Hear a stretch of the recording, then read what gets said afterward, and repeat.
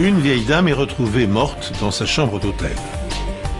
S'agit-il d'une mort naturelle ou d'un meurtre? Un médecin ausculte un employé de l'hôtel. Il présente une blessure au doigt qui s'est gravement affectée. La virulence de l'infection apportera-t-elle la clé du mystère?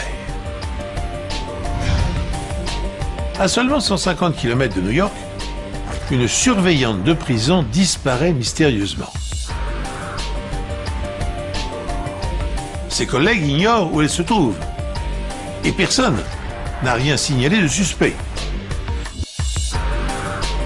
Mais comment une gardienne a-t-elle pu se volatiliser d'une prison de haute sécurité? Bonjour, merci de votre fidélité pour suivre à mes côtés ce nouvel épisode des Enquêtes Impossibles. Les séries télévisées nous ont habitués à voir des experts de la police judiciaire s'affairer dans des laboratoires ultramodernes entourés d'écrans tactiles, de matériel sophistiqué. Mais savez-vous que la criminologie est née dans la Chine du XIIIe siècle? Un jour de moisson, un paysan est retrouvé mort dans une rizière. Pris d'une soudaine inspiration, le contremaître collecte les serpes des ouvriers agricoles et les étale au soleil.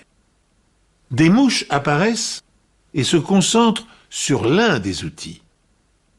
Le contremaître l'examine avec attention et il découvre que de minuscules gouttes de sang sont visibles entre le manche et la lame. Confondu, le propriétaire de la serpe incriminée confesse être l'auteur du meurtre. Cette histoire fut relatée en 1248 par Sun Tzu, un médecin détective dans son œuvre intitulée « Livre du lavage des torts ». Et ce livre est considéré comme le premier manuel de médecine légale. Cet ouvrage expose comment notamment distinguer le suicide ou l'homicide de la mort naturelle. Alors sans plus attendre, je vous propose maintenant de suivre notre toute première affaire. Cincinnati, c'est la 3e plus grande ville de l'Ohio. Elle tire son nom du chef romain Lucius Cincinnatus, qui aurait été un modèle de vertu. Mais en septembre 1994, Rhoda Nathan, une grand-mère de 67 ans en visite à Cincinnati, découvre une toute autre facette de la ville. Elle était tellement drôle que vous ne pouviez pas vous empêcher de rigoler avec elle. C'était vraiment une femme formidable. Elle prend une chambre dans cet hôtel situé en périphérie, dans la ville de Blue Ash. C'était un hôtel très agréable où se tenaient de nombreuses conventions. Rien de ce genre n'y était jamais arrivé auparavant. Rhoda partage la chambre 237 avec sa meilleure amie de 50 ans, Helen Chubb, et le compagnon de celle-ci, Joe Kaplan, tous deux originaires de Floride. Ils sont là pour assister à la bar mitzvah du petit-fils d'Helen. Le samedi matin, Joe et Helen se lèvent tôt et quittent la chambre à 7h30 pour aller déjeuner. Joe déclare avoir claqué la porte pour être sûr de bien la fermer. Rhoda reste seule. Elle compte se doucher et s'habiller.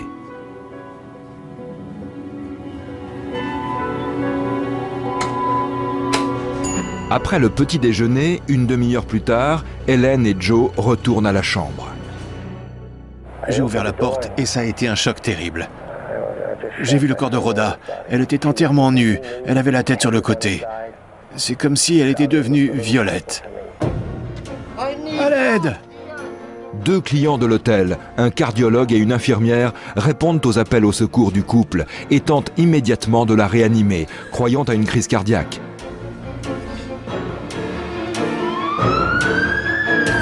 Rhoda est conduite d'urgence à l'hôpital, mais il est trop tard. Elle est déclarée morte à son arrivée. Plus tard, Helen s'aperçoit qu'il manque $500 dans le sac à main qu'elle avait laissé dans la chambre pendant le petit déjeuner. Ils ne sont plus là. C'est alors qu'elle prend conscience que Rhoda n'avait plus son collier autour du cou. Je me souviens que je l'ai vu et que je me suis dit « Oh mon Dieu ».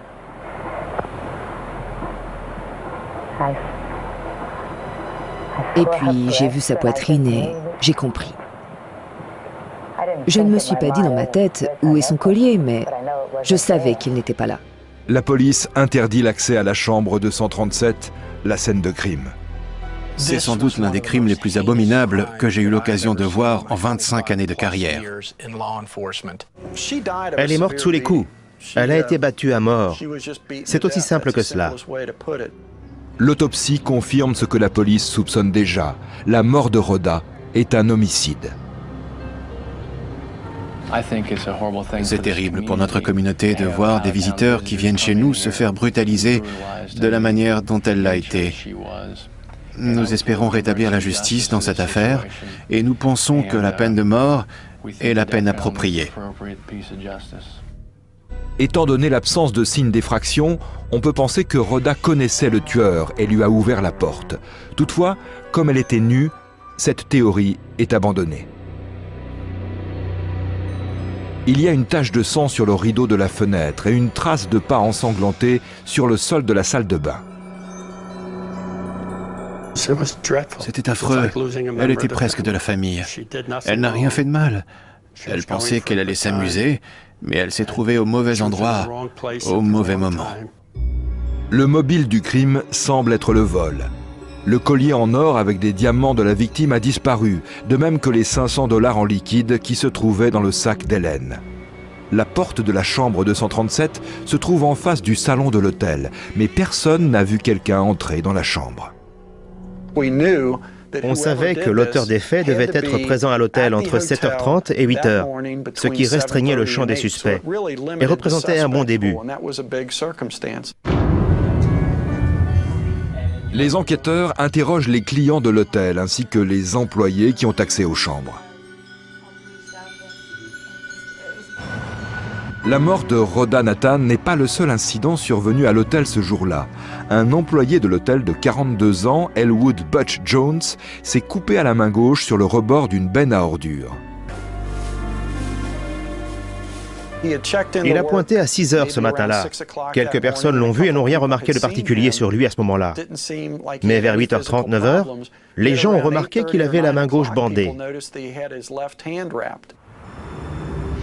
Un meurtre a été commis dans la chambre 237 d'un hôtel de Cincinnati.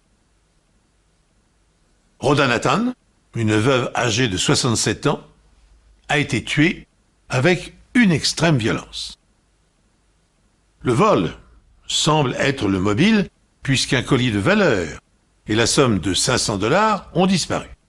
À ce stade de l'enquête, les policiers peuvent avancer deux hypothèses. Le meurtrier est un client, ou bien il fait partie du personnel de l'établissement. Dans l'un ou l'autre cas, il a dû attendre le départ d'Hélène Shub et de Joe Kaplan pour pénétrer dans la chambre.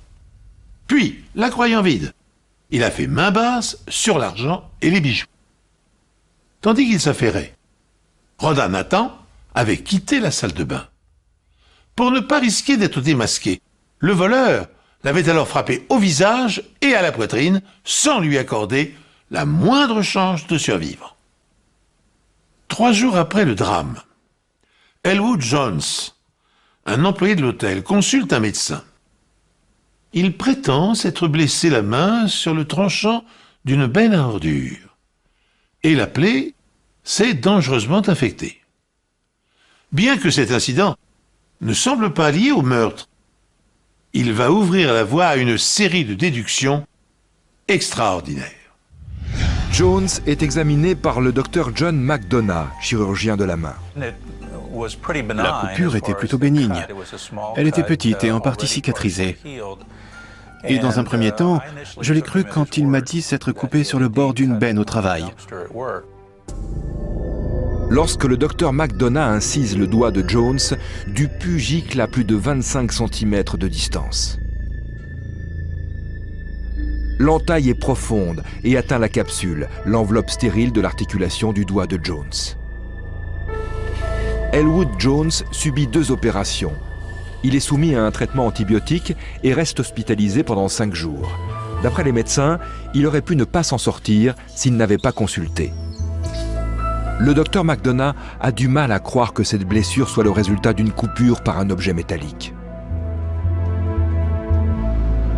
Les analyses en laboratoire révèlent que l'infection a été provoquée par une bactérie virulente appelée Echinella corrodens.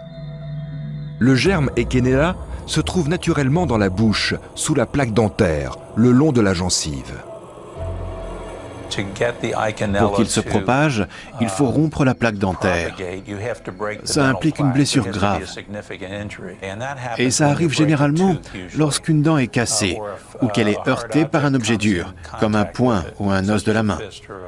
Par conséquent, il ne peut pas avoir été infecté en mettant simplement sa main dans sa bouche. Coïncidence ou pas, 2 des dents de Rhoda Nathan ont été arrachées au moment de son agression. L'une a été retrouvée par terre à côté du corps et l'autre dans son estomac. Autre fait suspect, Jones raconte au médecin qu'il s'est coupé la main sur le bord d'une benne à ordures, alors qu'il déclarera plus tard à ses collègues s'être coupé sur un escalier métallique. À l'évidence, l'origine de sa blessure à la main était suspecte. Elwood Jones avait beau être intelligent, il ne l'était pas assez pour livrer une version cohérente des faits. Si ce n'est pas vous, qui est-ce?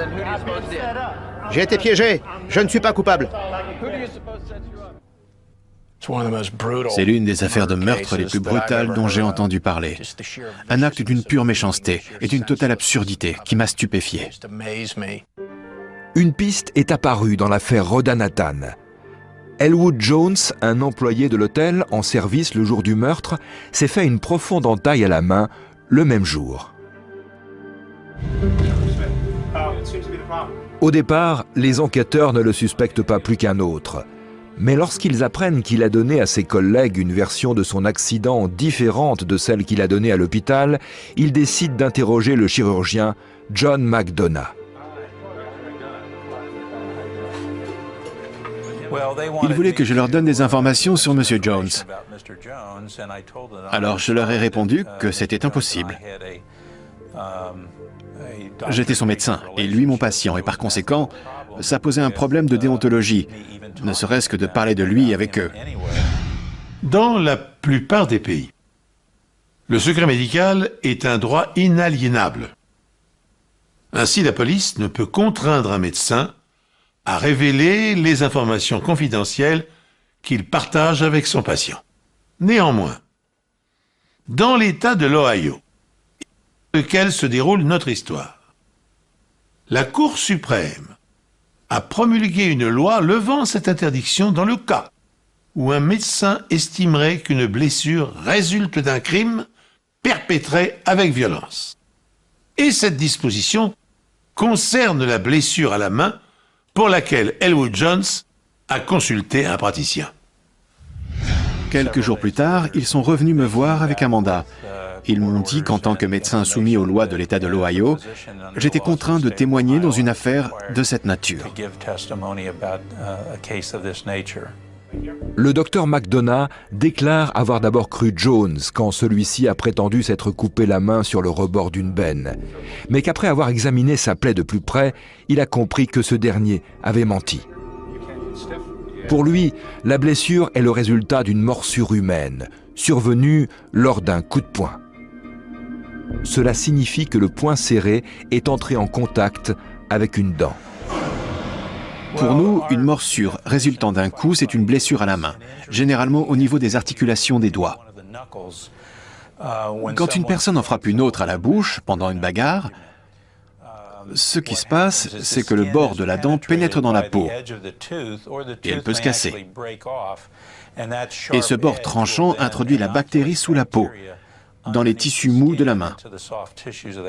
Je pratique la chirurgie de la main depuis près de 25 ans et je n'ai eu que 3 cas comme celui-là. Pour les 3, c'était une blessure infligée par une morsure lors d'un coup de poing. La localisation de la coupure sur l'articulation de Jones suggère la même conclusion, de même que les tests de laboratoire qui ont permis de déceler la bactérie Echinella corrodens. Une morsure résultant d'un coup ressemble beaucoup à une blessure causée par un bord tranchant. Le docteur McDonough trouve la blessure de Jones si inhabituelle qu'il prend ses photographies pour les montrer à ses élèves. Ces clichés deviendront une pièce à conviction de première importance. C'était vraiment un coup de chance, parce qu'à ce moment-là, on ne connaissait pas les circonstances dans lesquelles Jones s'était blessé. Et ce que nous prenions pour un cas d'école était en réalité beaucoup plus que ça. Une enquête plus approfondie sur l'emploi du temps de Jones le jour du meurtre de Rhoda révèle qu'il a fait une demande pour un pass ce matin-là et qu'il ne l'a jamais rendu. Elwood Jones a par ailleurs des antécédents. Il a été condamné à 3 reprises pour vol et cambriolage. Dotés d'un mandat de perquisition, les enquêteurs fouillent à la fois le domicile de Jones et celui de sa compagne et collègue de travail, Earlene Metcalf. Les enquêteurs examinent les vêtements d'Elwood Jones et ses chaussures. Celles-ci ne correspondent pas aux traces de pas présentes sur la scène de crime, et les analyses sur ses habits ne décèlent aucune trace du sang de Rhoda. Dans le véhicule de Jones, les enquêteurs trouvent une caisse à outils avec un pass de l'hôtel, 2 jeux de chaînes, de porte et un collier en or et en diamant, semblable à celui que portait Rhoda Nathan avant sa mort. Un nouveau scénario se dessine. Et si les traces sur le visage de Rhoda avaient été faites avec une chaîne de porte, du type de celle découverte dans le coffre de Jones, et la marque sur sa poitrine avec le talkie-walkie qu'Elwood Jones porte habituellement sur lui en service. Mais les photographies de l'autopsie n'ont pas été prises selon un angle exactement parallèle au corps de la victime. Cela engendre une légère distorsion qui va rendre impossible une comparaison photographique précise des blessures avec ces éléments. Ça n'a été ni rapide, ni sans douleur. Je suis sûr qu'elle est restée allongée pendant quelque temps en espérant voir revenir ses amis. Elle n'est pas morte tout de suite. Le meurtre sauvage de Rhoda est un choc terrible pour ses enfants et pour tous ses proches. Elle était gaie et pleine d'entrain. C'était quelqu'un de profondément optimiste. Et elle avait un grand sens de l'humour. Elle était très fière de ses enfants, comme j'imagine la plupart d'entre nous ont envie de l'être. Elle avait 2 fils charmants qui avaient bien réussi.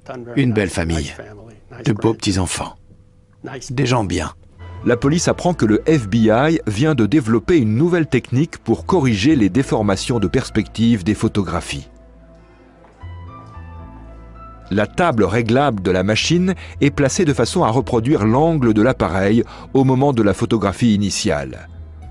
Cette table est ensuite déplacée de façon à transformer le plan de la photo en plan parfaitement plat, comme s'il s'agissait d'une vue du dessus. Cette machine permettait en fait de rectifier ou corriger la façon dont la photographie avait été prise. Les enquêteurs soumettent ensuite les photos ainsi rectifiées à l'Institut de pathologie des Forces armées à Washington. Là, des experts spécialisés dans l'étude des blessures par arme vont les décortiquer. Ils vont modifier la couleur des photographies de l'autopsie, ainsi que la luminosité et le contraste, afin de distinguer les blessures des marques causées par les saignements internes. C'est ainsi qu'ils vont découvrir que les marques sur le visage de Rhoda ont été faites par la chaîne de porte de la caisse à outils de Jones. Les experts ne peuvent pas exclure la possibilité que le talkie-walkie de Jones ait causé le bleu à la poitrine, en dépit d'une correspondance approximative. Ils n'avaient ni ADN, ni sang, ni cheveux, ni fibres, mais ils avaient cette technique inhabituelle pour montrer que l'hématome pouvait avoir été provoqué par le talkie-walkie. Le procureur pense que lorsqu'Hélène et Joe sont partis pour le petit déjeuner, Jones les a vus et en a déduit que la chambre était vide.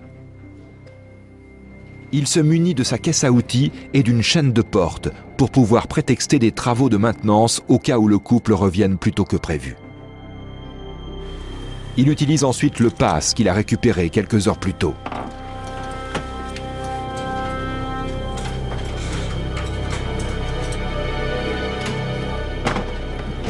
Une fois à l'intérieur, il prend les 500 $ du sac à main. C'est alors que Rhoda Nathan, qui vient de prendre une douche, sort de la salle de bain. Il la frappe au visage avec la chaîne de porte qu'il a à la main et lui assène un coup à la poitrine avec son talkie-walkie. Il lui donne aussi un coup de poing dans la bouche, lui cassant 2 dents et s'inoculant par la même occasion la virulente bactérie. Jones arrache le collier que Rhoda porte à son cou, puis il s'en va. Ne disposant pas de sang, d'ADN, d'empreintes digitales, de fibres ou de traces de pas, les enquêteurs en sont réduits à concentrer leurs efforts sur l'empreinte des objets que le meurtrier a utilisés pour frapper la grand-mère. Il s'agit d'une chaîne de porte et d'un talkie-walkie. Ils sont par ailleurs conscients que les preuves qu'ils pourront établir à partir de ces marques seront sans doute réfutées par l'avocat de la défense lors du procès. C'est pourquoi ils s'emploient à reconstituer l'agression dans ses moindres détails. Il se peut qu'elle ait été consciente quand il lui a arraché ce collier, qui signifiait tant pour elle qu'elle ne l'ôtait jamais. Elwood Jones est ce type d'individu. Pour lui, ce n'était qu'une babiole, alors que pour elle, c'était tout ce qui la reliait encore à sa famille, à son mari. Le collier trouvé dans la caisse à outils d'Elwood Jones est identifié comme étant celui de Rhoda Nathan. Jones ne le savait pas, mais il s'agissait d'une pièce unique de bijouterie. En fait, le mari de la victime l'avait fait faire spécialement pour elle, à partir de l'alliance de sa propre mère. Il y avait 5 diamants sertis dans un pendentif très spécial.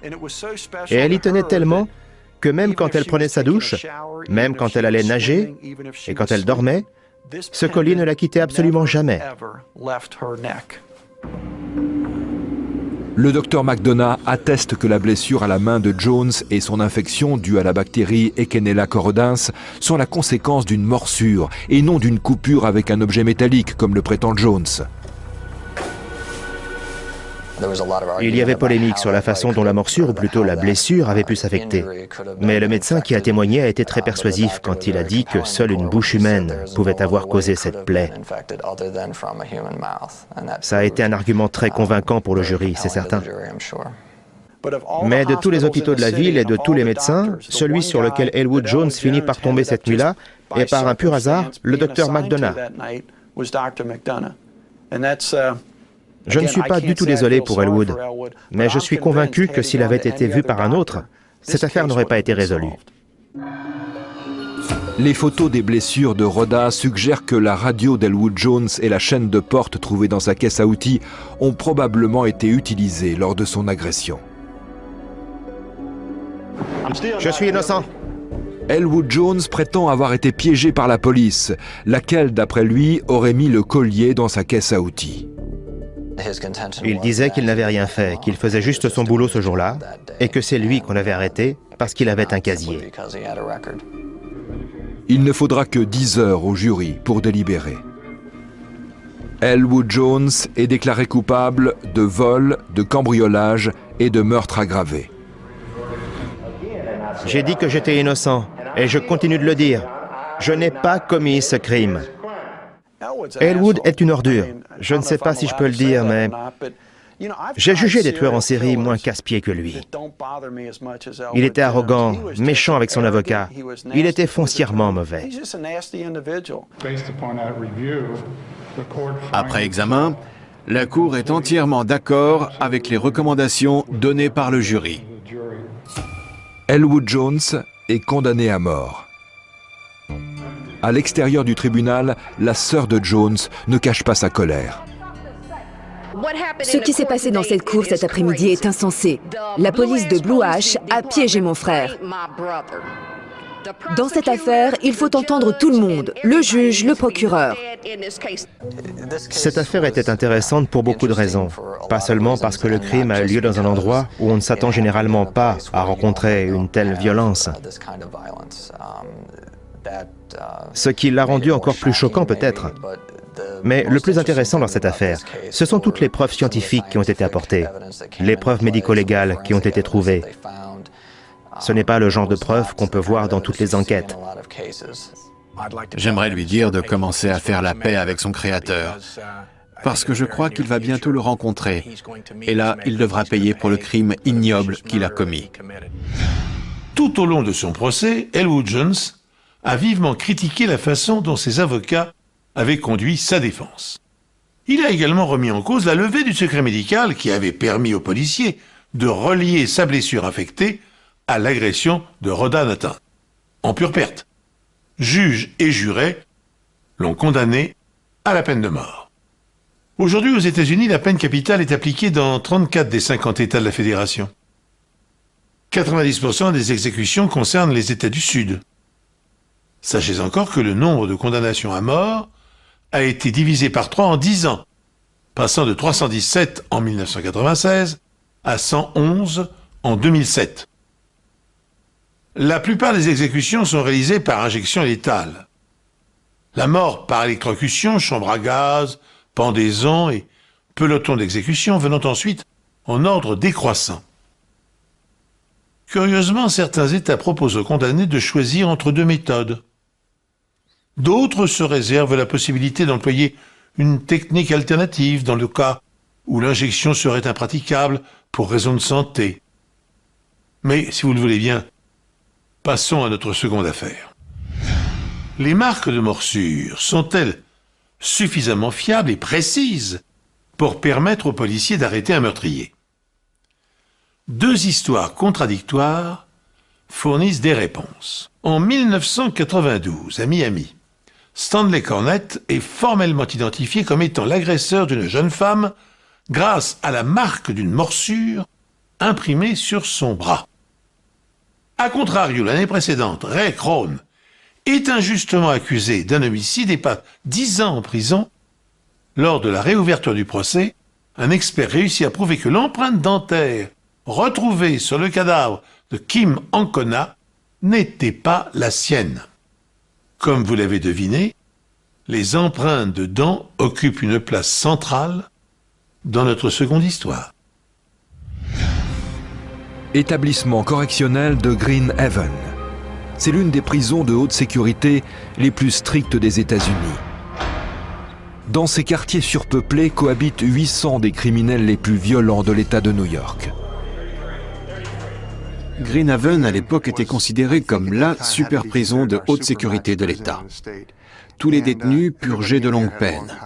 C'étaient tous de dangereux criminels, pas des débutants. La population carcérale évoluait dans un environnement très difficile.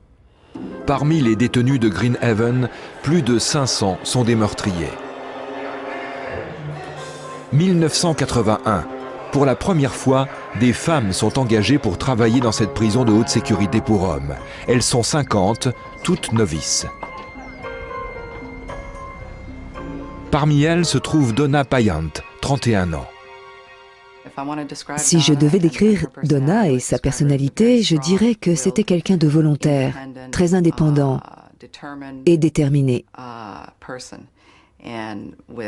Elle était animée d'un profond sens de la justice. Donna a 3 enfants et son mari est lui aussi surveillant de prison, mais dans un autre établissement pénitentiaire. Si sa famille a fini par accepter son métier, ce n'est pas le cas de certains de ses collègues masculins. Pendant sa formation à l'académie, l'un des formateurs s'est invité la nuit dans la chambre de Donna, sans sa permission. Donna a déposé une plainte pour harcèlement sexuel, mais a finalement jugé plus sage de se rétracter. Le 15 mai 1981, Donna pointe, peu après-midi, pour le service de 13 à 21 heures. Vers 13 heures, Donna est avec 2 collègues quand le téléphone sonne. Oui, ne quittez pas, Donna, c'est pour toi. C'est un appel pour Donna. Ce vendredi-là, Donna Payant a reçu un coup de fil en début d'après-midi.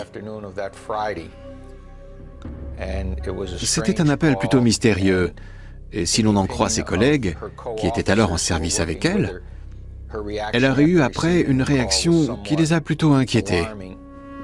Les autres agents n'ont aucune idée de l'identité de son interlocuteur, mais ils disent que Donna leur a tourné le dos pour qu'ils ne puissent pas l'entendre. Après avoir raccroché, elle part sans dire où elle va. Il faut que j'y aille. Donna Payant était contrariée. Elle n'était pas nerveuse du tout, elle était plutôt en colère. Elle a dit qu'elle allait mettre un terme à tout ça, que ça allait se terminer, ici et maintenant, ou quelque chose dans ce genre-là. Et puis elle a filé comme l'éclair. 5 heures plus tard, au moment de l'appel du soir des surveillants, Donna a disparu. Le verrouillage d'urgence de la prison est immédiatement ordonné. Tous les détenus sont confinés dans leurs cellules. Les agents passent la prison au peigne fin, fouillant tous les blocs de cellules, les bureaux, les espaces de détente. Mais aucune trace de Donna Payant. C'est une prison de haute sécurité, et donc ils savent bien qui entre et qui sort. Mais rien n'indiquait qu'elle était sortie. En France, la population carcérale représente 1 adulte pour 1000. Avec près de 1 adulte sur 100 en détention, les États-Unis détiennent depuis 2010 le taux record de population carcérale dans le monde. Et les disparités raciales restent prédominantes. Les données du ministère américain de la Justice révèlent ainsi que près de 6 prisonniers sur 10 sont noirs ou hispaniques. Plus précisément, 37% des prisonniers aux États-Unis sont des hommes noirs et dans la tranche d'âge de 20 à 34 ans, un jeune noir sur 9 est derrière les barreaux.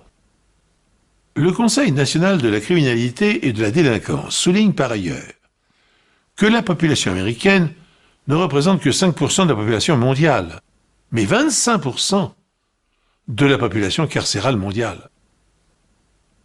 Contraction des termes super et maximum, le nom supermax désigne aux États-Unis les quartiers de très haute sécurité. Et dans ce type d'établissement, les prisonniers sont isolés les uns des autres, ne sont autorisés à quitter leur cellule qu'1 heure par jour sous haute surveillance. Enfin, murs, tuyauteries, portes des cellules sont isolés phoniquement afin d'éviter d'éventuelles communications entre détenus. Dans ces conditions draconiennes, on imagine difficilement qu'un détenu puisse s'échapper ou agresser un surveillant. Et pourtant, le lendemain de la disparition de Donna Payant, une information relayée par les médias frappe d'effroi la population. Le lendemain matin, au lever du jour, les responsables de la prison reçoivent une terrible nouvelle. Dans une décharge des environs, où sont déversées chaque jour toutes les poubelles de la prison, le corps mutilé d'une femme blonde, vêtue d'un uniforme de surveillant de prison, a été retrouvé. Le cadavre était emballé dans des sacs poubelles.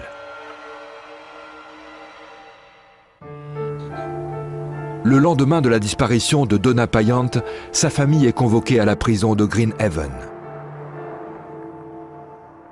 Des responsables nous attendaient. J'ai tout de suite su, même s'ils n'avaient rien dit, que quelque chose n'allait pas.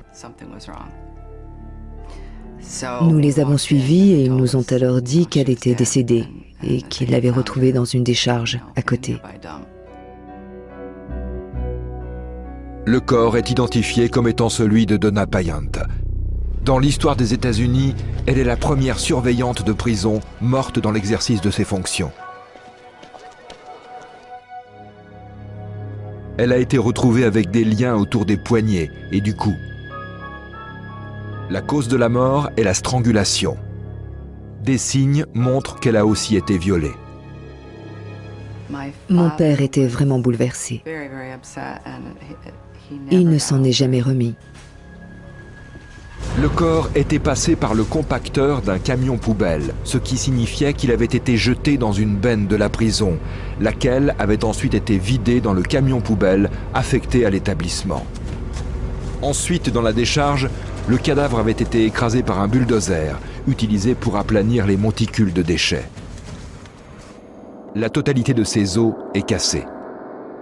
Elle était couverte de toutes sortes de débris et de détritus, d'ordures et d'humidité, parce que c'était des déchets relativement détrempés. Et par conséquent, les indices éventuels qu'on aurait pu trouver devaient avoir été contaminés par tous ces corps étrangers qui recouvraient son corps.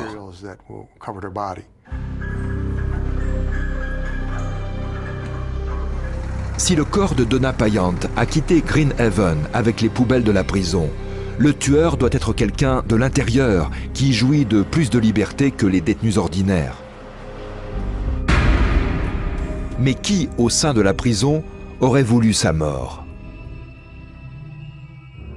Est-ce qu'elle était harcelée par un détenu? Est-ce qu'il y en avait un qui avait une dent contre elle?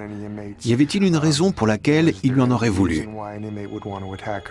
Qui plus est, un détenu aurait aussi eu du mal à trouver un endroit pour commettre le crime. Les gardiens, qui eux sont libres de leur déplacement, deviennent alors le point de mire de l'enquête. 3 jours avant sa mort, des témoins ont vu Donna avoir une discussion houleuse avec un collègue. Des témoins ont vu un gardien, alors qu'elle voulait couper court à la discussion, lui donner des tapes sur l'épaule et dans le dos. L'homme était très énervé. On va vite découvrir que ce gardien, comme beaucoup d'autres à Green Haven, a quelque chose à cacher. Beaucoup de personnes à l'intérieur de la prison avaient un mobile pour la tuer. Je crois qu'à cause de toutes les activités illégales qui avaient lieu à Green Haven à l'époque de sa mort, et depuis bien longtemps déjà, non seulement il y avait des personnes qui avaient un mobile, mais surtout, celles-ci avaient aussi les moyens de commettre un tel crime. Ces activités ont été révélées dans un rapport officiel, rendu public 2 semaines seulement avant le meurtre de Donna. Les gardiens de Green Haven sont soupçonnés de faire du trafic avec les prisonniers. Ils leur vendent de la drogue et leur fournissent des prostituées. Le secret est resté bien gardé, mais certaines des nouvelles recrues, notamment Donna Payant, ne cautionnent pas ces pratiques. Et comme la jeune femme a déjà déposé une plainte pour harcèlement sexuel, elle est mal vue par certains collègues. Elle était déjà cataloguée comme quelqu'un qui n'hésiterait pas à dénoncer d'éventuelles activités illégales si elle en apprenait l'existence. Et donc, elle était considérée comme un élément gênant, susceptible d'aller se plaindre aux plus hautes instances. Durant l'autopsie de Donna Payant, le médecin légiste découvre qu'elle a non seulement été violée avec une extrême sauvagerie, mais qu'elle a également des marques qui ressemblent à des traces de morsure. Une trace en forme de croissant est très nette. Deux dents s'étaient enfoncées sous la peau plus profondément que les autres, et on voyait qu'elles étaient, en tout cas selon mon souvenir, ce n'étaient pas des dents très bien soignées. Certaines dents étaient plutôt déformées. Les traces de morsure, les marques de lien et les traces de strangulation, de même que la brutalité du viol, tout indique que ce tueur a déjà tué avant. Ce meurtre n'a rien d'un coup d'essai. Mais qui a ce genre d'antécédents? Et qui, à Green Haven, pouvait en vouloir à ce point à Donna Payant pour non seulement vouloir sa mort, mais aussi la tuer avec une telle brutalité?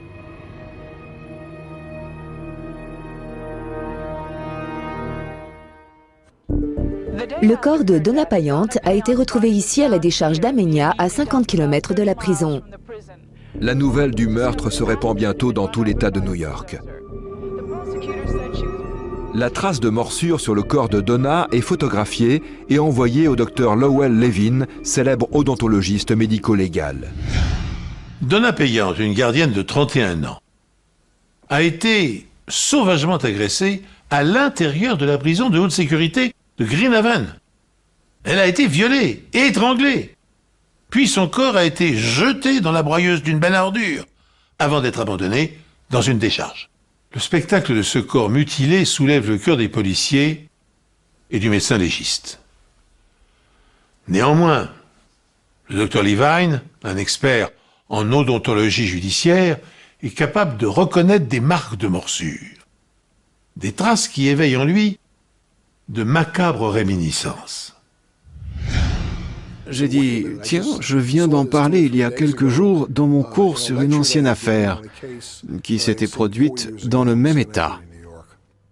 L'affaire est celle d'une femme âgée de 30 ans, Mary Lee Wilson, qui a été étranglée avec un lien et sauvagement violée et mordue. En toute logique, le docteur Levin se demande immédiatement si le meurtrier de Mary Lee Wilson est emprisonné là où Donna Payant travaillait. Je me suis dit, Lemuel Smith doit forcément se trouver en prison, et il aura été en contact avec cette femme. Et c'est bien le cas. Lemuel Smith, 39 ans, séjourne effectivement dans l'établissement correctionnel d'État de Green Haven. Il a avoué les meurtres de Mary Lee Wilson et d'une autre femme. Les deux victimes ont été tuées de manière identique. Leur corps portait sa signature. Pourtant, depuis 4 ans qu'il est en prison, Lemuel Smith se conduit comme un prisonnier modèle. Il avait trouvé la foi, il avait commencé comme enfant de cœur et il était devenu l'assistant de l'aumônier.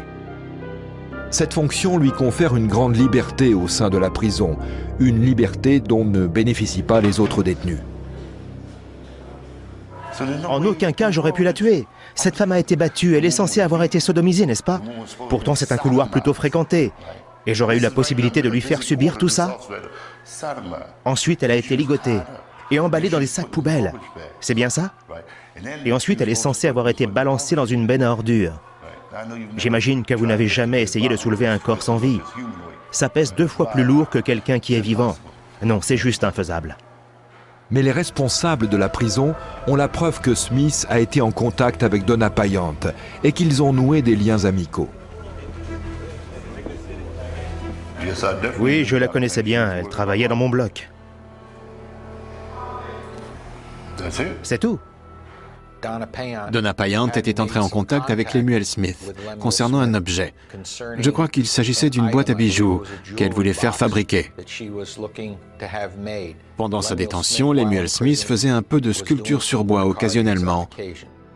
Dans le dossier de Lemuel Smith, les enquêteurs trouvent un rapport rédigé par le docteur Zvi Klopot, un psychiatre qui a évalué Smith 4 ans plus tôt. Après notre entretien, il m'a dit « Écoutez, il y a une chose que je veux que vous fassiez. Je veux que vous vous assuriez que je ne sorte jamais, parce que sinon je vais le refaire. Je ne peux pas m'en empêcher. » Je n'ai rien avoué. J'ai juste fait une déclaration alors qu'on m'avait drogué, qui était censée être pour un psychiatre. Le diagnostic du docteur Klopot est que Lemuel Smith souffre de paranoïa et a une personnalité borderline. Il prévient les autorités que sans traitement, il est certain que Smith tuera de nouveau. Cet avertissement a été ignoré lorsque Smith a acquis des libertés supplémentaires grâce à ses charges pastorales. Il avait donc le bureau entier, plusieurs bureaux même, pour lui tout seul, avec des téléphones à disposition. Et puis, c'était la seule personne à pouvoir vraiment l'utiliser. Lorsque les enquêteurs fouillent le bureau de l'aumônier, il semble parfaitement rangé. Un examen plus approfondi révèle que la chambre vient d'être nettoyée. Le sol avait été lavé, avec une eau un peu sale, mais c'était clair que ça avait été fait, et récemment. Le détenu Lemuel Smith a été diagnostiqué paranoïaque, schizophrène, par un expert psychiatre. Par ailleurs, Lemuel Smith est incarcéré pour les meurtres de 2 jeunes femmes qu'il a sauvagement assassinées. C'est dire à quel point sa dangerosité est avérée. Par sympathie ou manque d'expérience, Donna Payant a pris le risque de tisser un lien avec Smith en lui demandant de fabriquer pour elle un coffret à bijoux. Smith lui a-t-il tendu un piège dans le bureau de l'aumônier? A-t-il nettoyé la pièce à grande eau dans le but d'effacer d'éventuels indices? Les enquêteurs trouvent quelques mèches de cheveux blonds dans un placard. En les examinant au microscope, ils sont en mesure d'affirmer qu'elles appartiennent à la victime. Mais, pour terrifiante que soit cette découverte, elle ne constitue pas encore une preuve matérielle de culpabilité. La seule autre preuve est l'empreinte de morsure présente sur la poitrine de Donna. À cause des dommages causés au corps de Donna par le compacteur de déchets et par le bulldozer, certains pensent qu'il ne s'agit pas du tout d'une morsure et que cette preuve ne sera pas exploitable dans un procès. La marque a été faite par des incisives inférieures, appartenant à un individu qui n'en possède que 3 au lieu de 4. Or, il manque justement l'une de ces incisives au détenu Lemuel Smith. L'espace peut être mesuré, tout comme l'espace entre les autres dents. La photo du haut reproduit la morsure trouvée sur Mary Lee Wilson, la femme que Smith a avoué avoir tuée. Au milieu figure l'empreinte des dents de Lemuel Smith, qui a été moulée dans la cire. Enfin, la photo du bas montre la marque de morsure trouvée sur le corps de Donna Payant. Après comparaison, l'espace entre les incisives inférieures droites est bien visible. Dans les 3 cas, les dimensions et les angles des dents sont identiques. Mais si c'est Lemuel Smith, l'assassin de Donna Payant, comment s'y est-il pris et pourquoi l'a-t-il tué? Il a suivi exactement le même schéma que pour ses précédents meurtres. Il était en relation avec elle. Il pensait apparemment qu'elle s'intéressait à lui. Il la voyait comme une amie proche ou comme quelqu'un qui tenait à lui. Il lui a fait un cadeau. Bref, on est dans le même schéma qu'auparavant. Selon les psychiatres, la clé réside dans cette boîte à bijoux que le détenu a fabriquée lui-même pour l'offrir à Donna Payant. La police suppose que le coup de fil qu'elle a reçu peu de temps avant sa mort provenait de Lemuel Smith, qui appelait du bureau de l'aumônier. J'ai fait quelque chose pour vous. Venez voir. Le fait de recevoir un appel personnel d'un détenu a dû être très gênant pour une jeune recrue comme Donna Payant. D'après ses collègues, elle était énervée et elle est partie subitement. Une fois seule dans le bureau de l'aumônier, il est possible qu'une dispute ait éclaté entre eux. Donna l'a peut-être rejeté, lui ou le cadeau qu'il lui avait fait.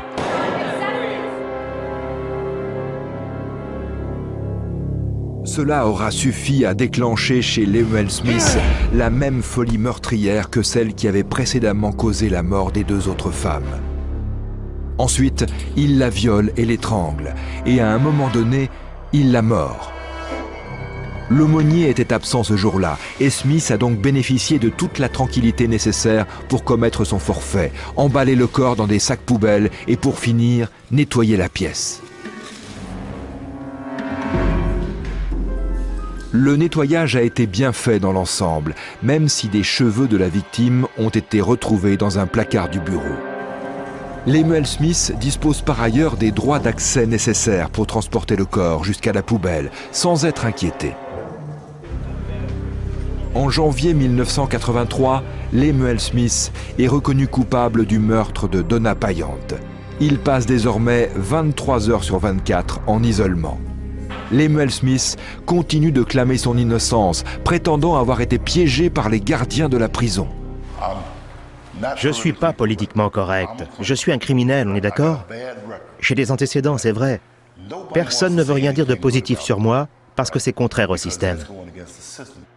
Et Lowell Levin et tous ces experts, à mon avis, votre sincérité dépend de votre honnêteté en tant que personne. Là, l'honnêteté est à la mesure des preuves apportées pour en arriver à cette conclusion. C'était une affaire malhonnête. J'ai envie de leur cracher à la figure. Au sujet de la trace de morsure, il prétend qu'il s'agit d'une blessure causée par le broyeur et le bulldozer à la décharge, et que les auteurs du coup monté l'ont modifiée pour la faire passer pour une morsure. Mais on voit bien une correspondance. Vous dites que ça a été fabriqué? Oui, il y a ces marques. Tout le monde peut les voir. Mais c'est pas une morsure. C'est un corps qui est passé dans un broyeur et qui a ensuite été écrasé. Et vous voulez me faire croire qu'une trace de morsure serait encore visible? Je pense que c'est impossible. À moins que la trace ait été fabriquée après. Cet argument est partagé par la sœur de Donna Payant. Elle aussi est convaincue que sa sœur a été tuée par des gardiens qui auraient ensuite maquillé l'affaire. Je n'y crois toujours pas. Qu'un détenu ose s'en prendre à un gardien, aille jusqu'à le tuer dans une prison de haute sécurité, et ça au beau milieu de la prison et en pleine journée? Non, je n'y crois pas. Ce n'est pas possible. Ce n'est jamais arrivé avant et ça ne s'est jamais reproduit depuis. Ce n'est pas moi. J'espère qu'elle trouvera la paix. J'espère que justice sera faite pour sa sœur. Voilà ce que j'espère. Pour les enquêteurs toutefois, il n'y a aucun doute. Lemuel Smith avait les moyens et l'opportunité de tuer Donna Payant. Un fait corroboré selon eux par la trace de morsure sur son corps.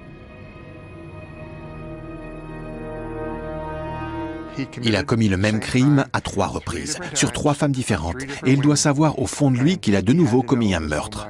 C'est ce qui a causé sa perte.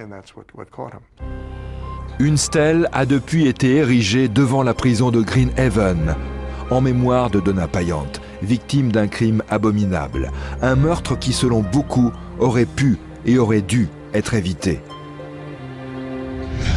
Lemuel Smith a été condamné à mort, mais son avocat est parvenu à faire commuer la sentence en peine de réclusion à perpétuité, assortie de 20 ans d'isolement dans une cellule de haute sécurité. Le procès a également permis de mettre en lumière l'ahurissant passé criminel de Smith. Jugez-en plutôt. À l'âge de 11 ans, il tente d'étrangler une fillette de 9 ans. Quelques années plus tard, ayant atteint la majorité, il frappe un homme et le laisse pour mort. Arrêté, il purge une peine de 9 ans de prison. Libéré, il enlève une femme, la séquestre et l'agresse sexuellement. Les années suivantes peuvent se résumer à des périodes d'incarcération entrecoupées de viols, de coups et blessures, de meurtres, Donna ayant été sa 6e victime connue. Bien que diagnostiqué schizophrène à tendance paranoïaque, Smith a été déclaré pénalement responsable de l'ensemble de ses crimes. Sachez encore que 5000 gardiens et officiers pénitentiaires assistèrent aux obsèques de Donna Payant, la première surveillante américaine à avoir été tuée dans l'exercice de ses fonctions. Eh bien, c'est sur cette histoire que se termine cette émission.